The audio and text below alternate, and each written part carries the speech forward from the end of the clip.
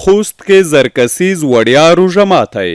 دا د متحده عربي اماراتو د سرې میاشتې اړوند پروګرام دی چې په ټولو اسلامي هیوادونو کې د روژې مبارکې میاشتې په ویاړ عملي کوي.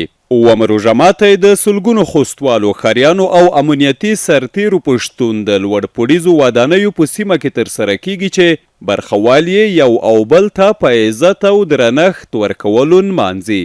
ګډونوال یې د مینې، ورورۍ او ګډ ژوند پیلامه بولي او د دوام غوښتنه یې کوي. خوست ښار کې ګډ روژه ماته نیول شوې ده. تاسو وینئ چې امنیتي ځواکونه د خلکو د ولسونو دپاره ولاړ دي او دپاره روژه ماته ترتیبوي. دا یقیني چې په هېواد کې تر ټولو یوه بهترینه خبره ده. د دې روژه ماتې نه زموږ هدف د ولس دپاره د کومه اړیکه چې دوی دا کوي کېږي د هغه سره د نظام سره